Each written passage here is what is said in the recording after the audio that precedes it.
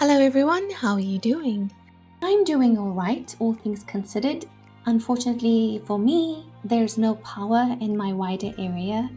Someone stole the transformer at the power station, so now all of us just have no power over the festive season, and isn't that wonderful? I really hope it's back by Christmas, but it might not be. As I make this video, we've had no power for like 8 or 9 days, and it's horrible and I don't like it. So I do have some backup power things, but it's not really enough for 24 hours a day, so I can't work on videos for long. So just a short one today, and I'll probably do another Naruto for next week as well, and then the year will be over, and it just flew by so quickly. I barely remember what even happened this year, or maybe too many things happened this year.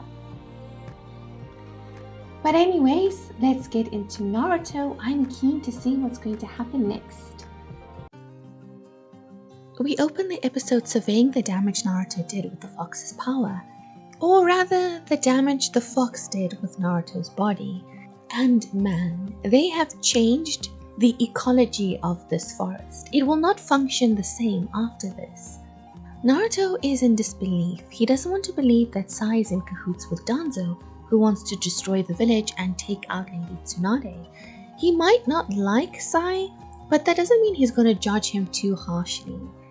Naruto just can't help but be a good person, hey? Danzo hates the third Hokage and wanted to be the Hokage in his place. And so Tsunade carries his legacy, and she picked out a whole bunch of people too who carry his legacy too. So now the whole village is just run by third Hokage legacy people, and he hates that. The only way to shake the current regime would be to create some sort of earth-shattering crisis in the village. So basically, my guess that Danzo wants to wipe out the village so he can replace Tsunade and rebuild it in his image is the same as the team's guess, and I think that that is in fact what is going on. It amazes me how these kinds of people are able to justify causing so much harm. Yamato and Sakura suggest Danzo is betting that Orochimaru would need inside help if he's to take another stab at destroying the Leaf Village, and that he's strong again after all that business 3 years ago. Yamato thinks they might have to eliminate Sai to prevent him from being the go-between between Danzo and Orochimaru, and he is not wrong. Though it might be better to capture Sai, but then what would be the point, because I don't think he's going to reveal any details of his association with Danzo. And now Team Evil appears to have detected Yamato's clone pursuing them. The rest of our team wants to go after the evil team, but Naruto collapses, his body feeling the effects of all that power. Yamato sees this, assesses the situation, and says that they have to leave Naruto here and pursue the bad guys. I really appreciate Yamato's pragmatic, straightforward, kind of cut to the chase approach to ninjaing. He's just like, this is what needs to be done, and we have to do what we need to do in order to execute that goal. If that means leaving Naruto behind, we're leaving Naruto behind. He didn't even hesitate to make that suggestion. I do like him. He's very serious about being a ninja and everything involved, but at the same time, he seems like a really nice guy. He smiles quite a lot in a genuine way, and he's gentle but firm with the children who are ninjas. They're not just children, and I like that too. It's really growing on me, this Yamato. Naruto says he can keep up, but I feel like maybe that's not entirely true. Perhaps he should stay behind. And Yamato tells them that he's not like Kakashi, and he won't tell them that they won't get hurt because he'll protect them. They are full-fledged ninja now, and they should be trying to surpass Kakashi and do what needs to be done to protect the village. We can't afford compassion. If we stop now, we fail. If we don't chase after them now, we'll never catch Orochimaru. With Orochimaru, there's no second chance. Guys, I like Yamato, and I kind of agree with him. I feel torn because they are children, but this is the nature of their job. I do think they should leave Naruto behind though. Wouldn't he become more of a liability if they're put in a situation in which they have to protect him? They're playing very uplifting music, like these teenagers aren't putting their lives on the line to face someone much stronger than they are. And so now they're on their way. Is that? I do not think that this is actually Sai, but this is quite striking imagery. Sakura's wound from Naruto is still causing her pain and discomfort, and she slips and falls, and Naruto is weak and can't move fast enough, so he can't grab her. But luckily, Yamato is a speed demon and he catches her before she falls to the ground. It's notable that she's still being affected by the wound despite Kabuto's healing. Yamato says the fox's chakra infects like a poison, which makes me think of a crocodile. Do you know that there's so much dangerous bacteria in a crocodile's mouth that even if it bites you, you might die from infection, not necessarily from the wound it's given you?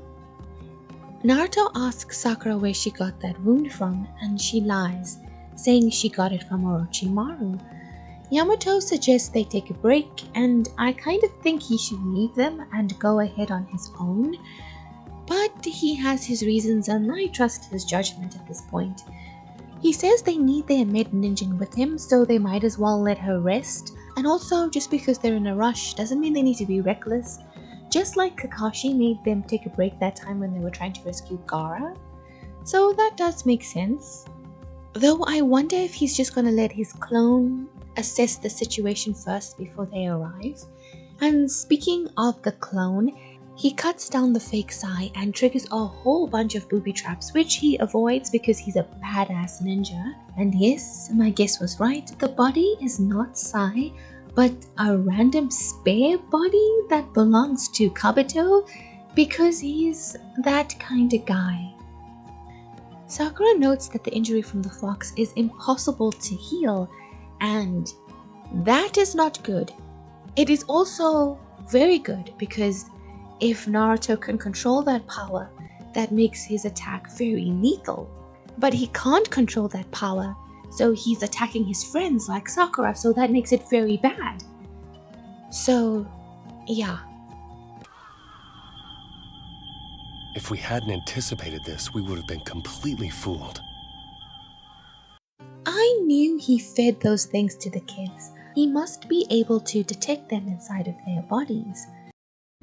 The person who injured Sakura, it was you, Naruto. And I really feel that he could have delivered this information in a gentler manner. Naruto flashes back to the injury he gave Jiraiya, and my goodness, Puffy Sage looks really beat up. Naruto makes the connection that all that damage in the forest was because of him, as well as Sakura's wounds. Yamato takes some of the blame for her injuries because he didn't protect her and didn't suppress the nine-tailed fox power in time. He tells Naruto about his ability and assures him that he won't let him get too carried away, but at the same time he should be hesitant to use the fox's power so much. If you continue to rely on its power, not only will you hurt yourself, Naruto, but you'll be endangering the lives of those around you as well. He questions if telling Naruto all this was the right move, and I very much think it was. Finally, someone being upfront with him. I don't know why everyone was always so hesitant to just come out and talk to him about it, except for Jiraiya. But you knew about all this already, didn't you? And you let your impatience get the better of you, and unleash the power anyway. He assures Naruto that he's powerful enough on his own. After all, his own strength holds the nine-tailed in check all the time. And that crazy poison chakra is not poisoning him. I'll have to suppress the Nine-Tails' power completely now. But listen, if you think that's going to make you weaker, you're mistaken. I really think you've got the wrong idea here. The source of your strength isn't the Nine-Tails chakra. It's your own. Guys, Yamato is a great captain. That was a good talk. Bad news first, and then finishing with a compliment. If you wish to see Sasuke, then look with your eyes, not the Nine Tails. If you want to protect Sakura, forget about the fox spirit. Use your strength. Guys, is Yamato the best adult influence on Naruto so far? I think so. This might be some of the best advice he's ever been given. I really appreciate Yamato's straightforward approach. Team Evil stops at a river so Kabuto can clean the tools he used to turn that corpse into a Sai double.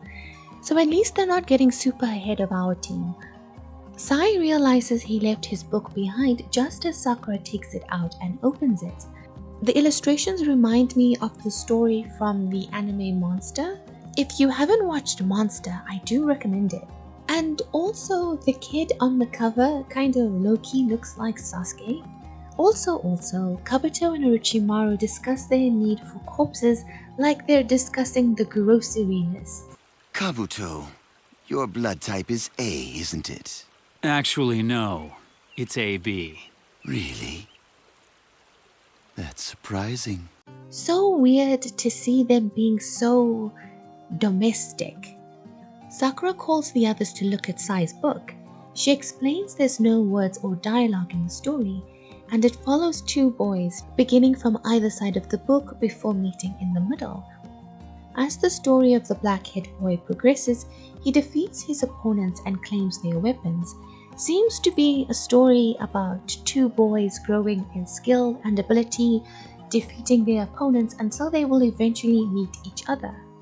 The center pages are incomplete, not revealing what happened once the boys met each other. And since we know his brother is dead, we could assume that Sai killed him. And the absence of a face and therefore an expression makes me wonder if Sai doesn't know how to feel about what occurred. Maybe that was when he convinced himself that he doesn't have emotions at all.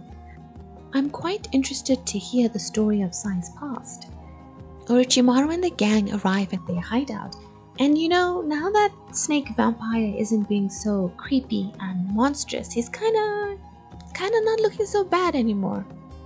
We see them walking down a corridor with the same kind of pattern we saw at the beginning of the series as the team were looking for Sasuke, implying that we're about to have that confrontation that we saw at the beginning.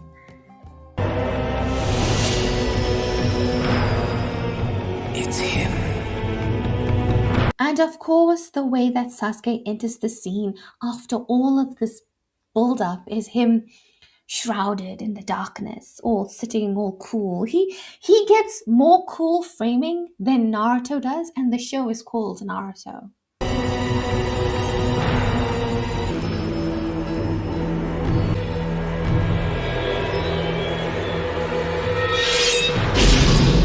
He doesn't even need to have his Sharingan on in this moment. He's just sitting in the shadows.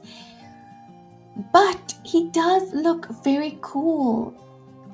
I have such a conflicting feeling towards Sasuke because I know how much he matters to Naruto and our good guys, and that I empathize with his pursuit of vengeance and everything that he went through with losing his family and his pain and his journey, but he is also a traitor. He left the village and he joined Orochimaru and he stayed with Orochimaru, and I'm sure Orochimaru has been doing horrible things in these 3 years, and he's now part of all of that.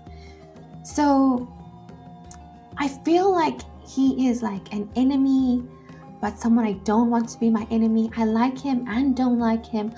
I acknowledge that he's very cool and this is a cool little entrance here, but at the same time I wish it wasn't cool, because I don't want him to be cool, because I don't want Naruto to want him as much as he does, but he does, so I support Naruto, and you know what I'm saying, it's all over the place, which I think is a good sign. It's a sign of a good story, right? To make you feel a lot of different things.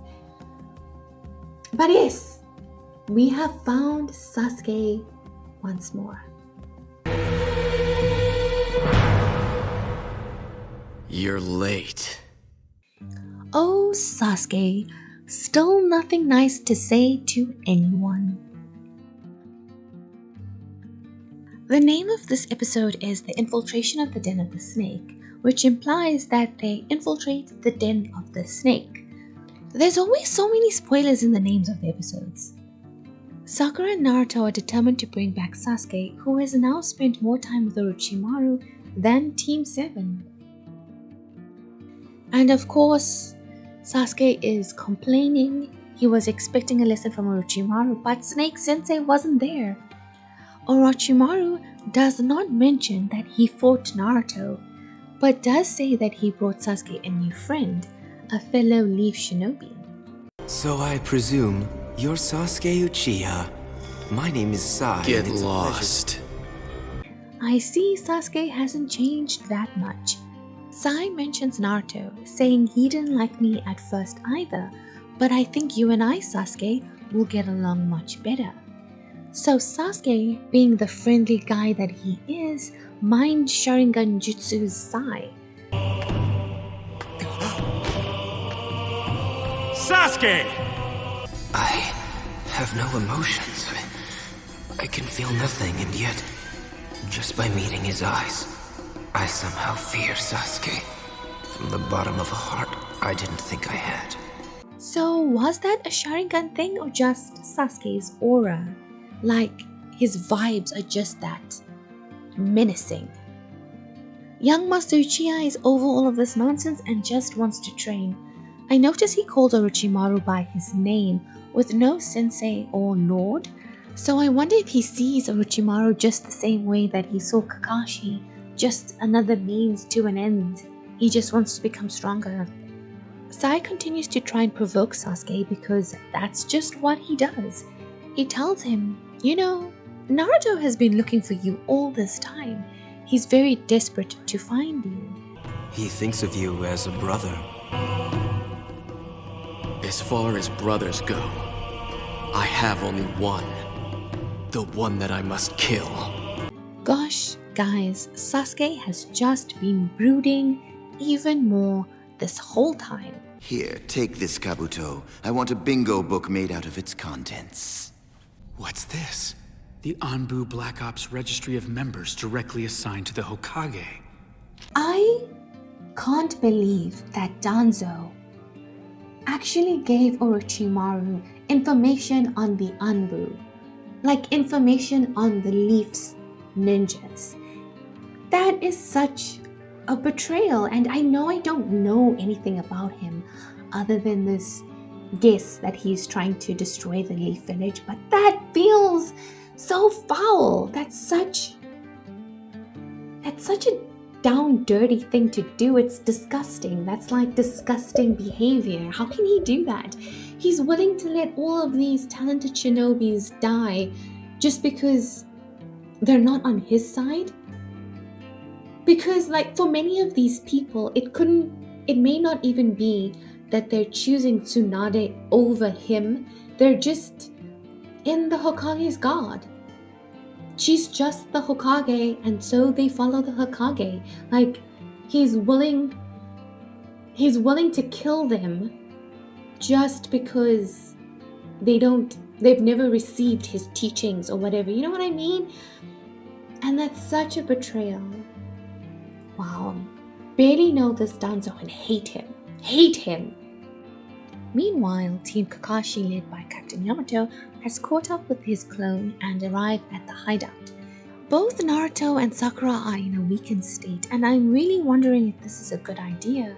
Meanwhile, Sasuke has just been chilling all day waiting for his sensei. Yamato withdraws his clone into a seed and tells Naruto to swallow it.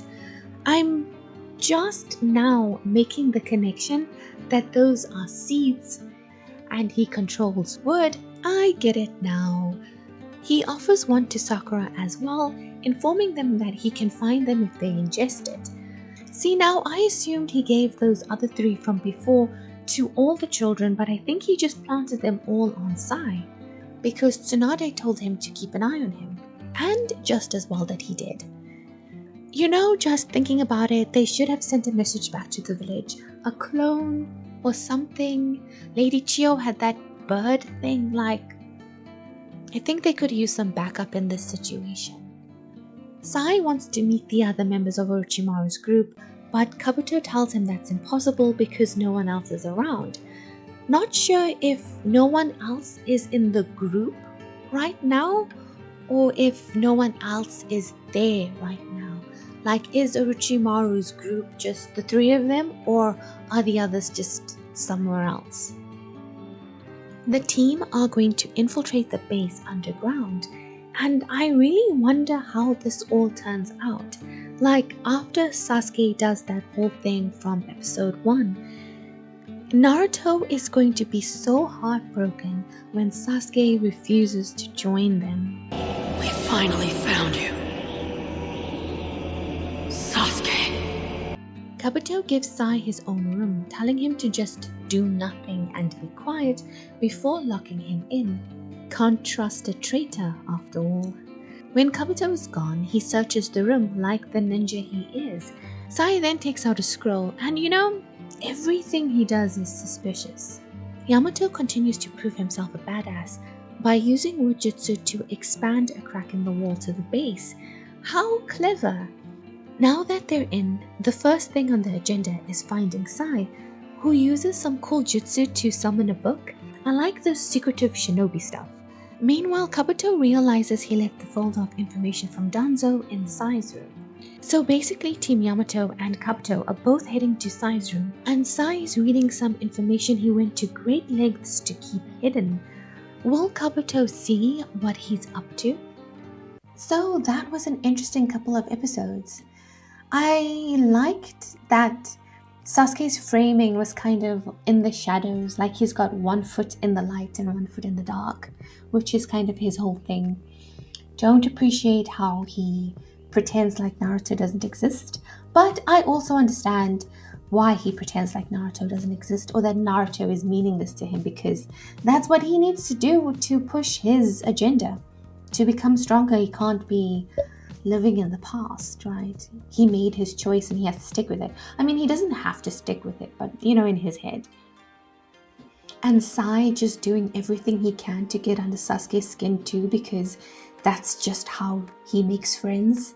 I guess that's how he interacts with people. I'm very interested in his story, Sai's story, of his background, of what happened between him and this brother, if it is his brother or just like someone that he grew up with, kind of like it would be his brother. I'm guessing that a lot is going to happen in the next couple of episodes, a lot of confrontations. Very interested to see Sasuke, Naruto conversations, what's going to happen there, how it's going to end, because I don't think Sasuke is going back with them to the village, or that they're going to be able to capture him. So I'm interested to see what is going to happen to end the interaction. Are they just going to run away, or is there going to be a fight? Are they going to fight each other? Are they going to hurt each other? Are they going to have a talk out? What is it going to be? Because now Sasuke really has been away from them longer than he was in the team, in a way. Orochimaru knows a side of Sasuke that our team has never seen before, that he's never been able to indulge his thirst for power and strength and growth more than he has in the time that he spent with Orochimaru, right? Interesting. Merry Christmas to everyone who celebrates. I hope that you have a lovely day full of good food and cheer and presents and all of that good stuff. I am a little concerned that we're not going to have power, and it's going to be difficult to bake anything for Christmas, and baking is kind of my speciality, but hopefully I'll be able to make a plan with that. So that's gonna be it for me. I hope that you liked this video. If you did, please like, share, subscribe, all the good things, leave a comment. I hope that you have a good day. I hope that you have a good week. See you in the next one. I'm Kayla. Bye.